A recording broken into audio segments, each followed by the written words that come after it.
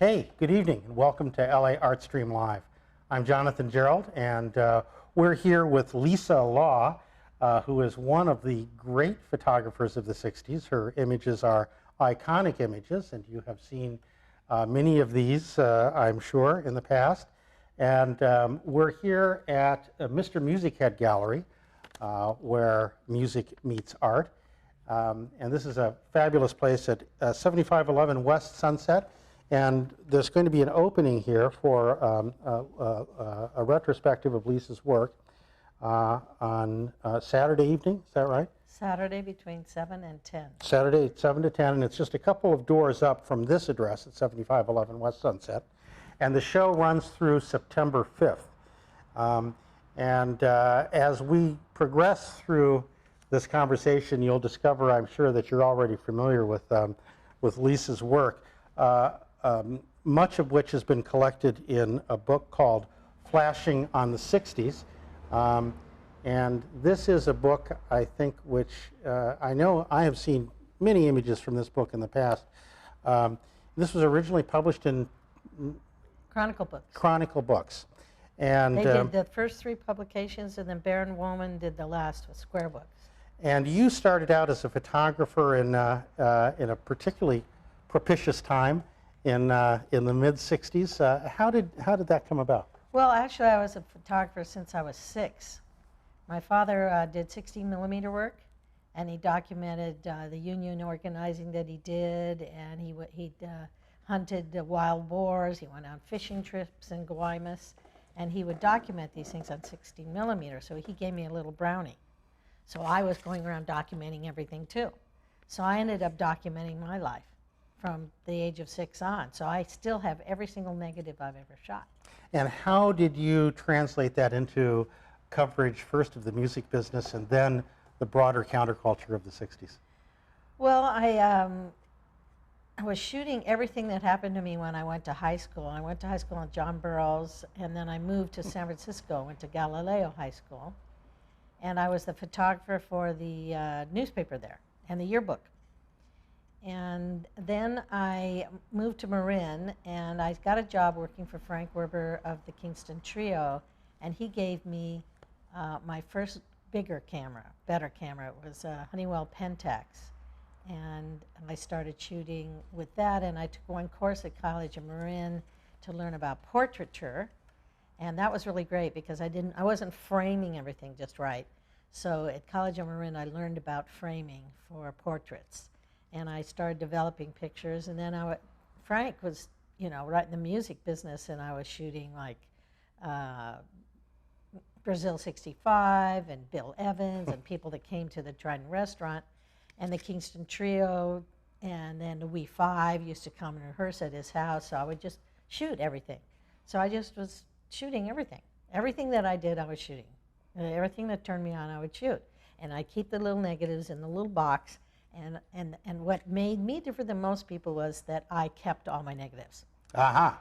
Okay, whereas most people would lose track of their negatives. I would keep a box, and I would have them in a sleeve, and I would number them, and I would keep my negatives in this box. Thank God. Now I have lots of boxes, and now it's digital. I have way too many digital images, and I don't know where they are. I mean, I'm going to need somebody to help me. In fact, my daughter's, Pilar, is going to move back to Santa Fe, and she works for A&I Photo, who printed all these pictures that are going to be in the show.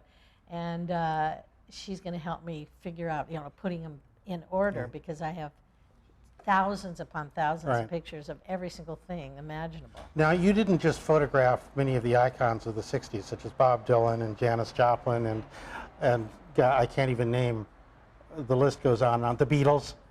But you actually lived the life as much as you were chronicling it.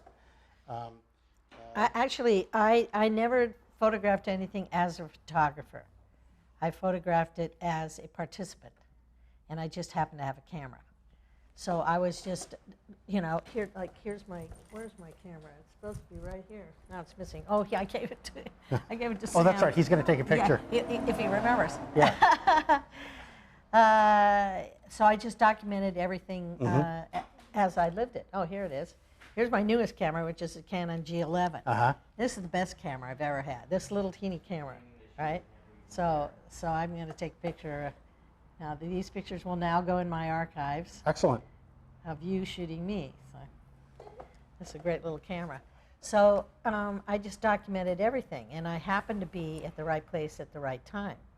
I mean, I was at the Beatles concert with a producer of for Trident Productions. Uh-huh. He had a backstage pass, and I got to go right up in front of the stage and shoot those pictures. And then I would go to the Love and Spoonful concerts, and I met Cher backstage, Oh, gosh. and Crosby, Stills and Nash, and so I had Tim Hardin when I lived in the Castle in 1966. Tim Hardin came to visit, and he needed an album cover. Now, who didn't come to visit in the Castle? Well, everybody did. The Castle was a famous location in Los Angeles in the 60s. And that was your place. Well, it was Tom and John's place. Right. And I moved down here to take care of my grandmother who had a cataract operation, and he came over and got me, and he said, look at the castle, and I want you to be here. And he eventually moved me down in '66. Uh-huh. And then... this is Tom, your husband. Right. At this point, we were just dating. Right. So Barry McGuire lived there, Severn Darden, the actor,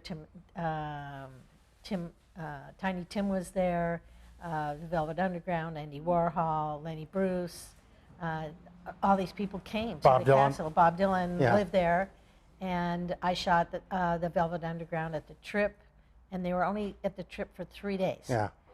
Because with their whips and everything, they were kicked out, right? Now, that's nothing. Nowadays, that's nothing, yeah. But the reason those pictures of mine of the Velvet Underground are so famous is that I shot it without strobe. And the other person who shot it with strobe. Yeah. So here you have the Velvet Underground, which is a very dark group, right?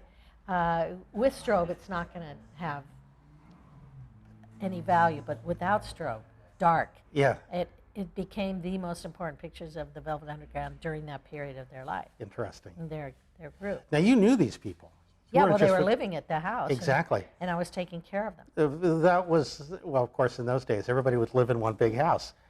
And right, well, they would rent rooms. Right, right. They would rent the castle. That wasn't like a commune. It was they would come in from New York and they'd rent the castle. Right. And they were doing something there. Right. Like Bob Dylan was writing, and Blonde on Blonde had just come out, and Albert Grossen was there talking to him, and he would sit at the dining table, and I'd just take out my camera and I'd just start shooting, you know. And this picture here, This one? this picture here of Dylan is my most famous photograph.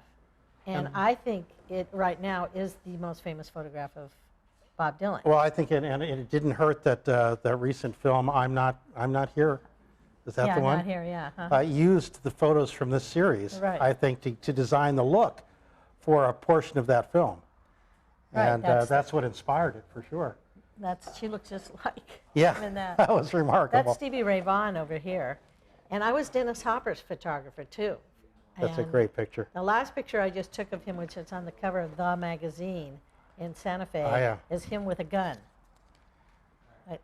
And what's interesting about the gun picture is that he came over to the house, and that was last May, and I said, you know, you're on the board of directors for the Museum of the 60s, and I have this gun that's going into the museum, and I need a picture of you to put above the gun so to prove that's your gun, and could you pose with it?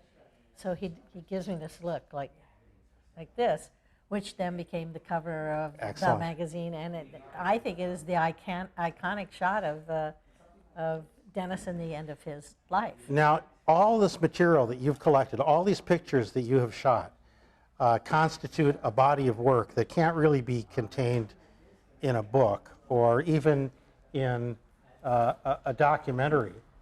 And you are involved in creating a museum of the 60s in Santa Fe, where a lot of this work will go on display. Can you tell us a little bit about that? Well, about 10 years ago, I realized that I had so much memorabilia and so many photographs, and so did other people, that not just shows were going to work, that we needed a museum.